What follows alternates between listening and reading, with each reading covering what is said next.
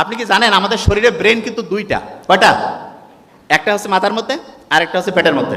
সত্যি কথা কয় না, পেট ঠান্ডা তো মাথা ঠান্ডা, কথা একদম ঠিক। কি কারণে?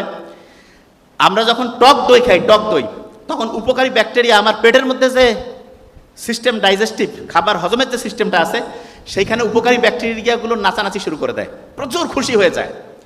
এবং এই পেটের মধ্যে যে ব্রেইন, সে যদি খুশি হয়ে যায়, মাথার এই ব্রেন সেও খুশি হয়ে যায়। এরা পরস্পর ভাই ভাই। পেটের এইখানে যে ব্যাকটেরিয়া, তারা যদি খুব মনের আনন্দে হচ্ছে নাচানাচি করে, ব্রেইন যে আছে এইখানে যারা আছে তারাও খুব খুশি হয়ে যায়। ব্যাপারটা এরকম এরকম হয়তো।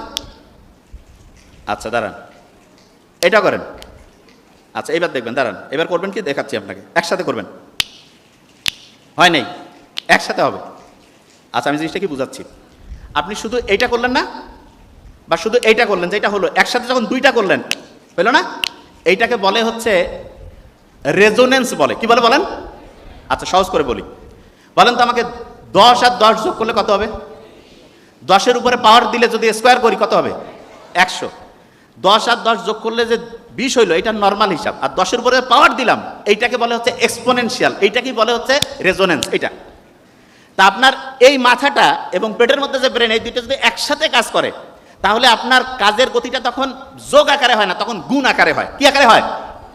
তাহলে আপনাকে যদি আমি বলি যে আপনি আপনার বেতন বাড়া, আপনার কাজের কোয়ালিটি বাড়ানো, পড়াশোনার গতি বাড়া, এটা যোগ আকারে চান না গুণ আকারে? কোনটা যাবেন?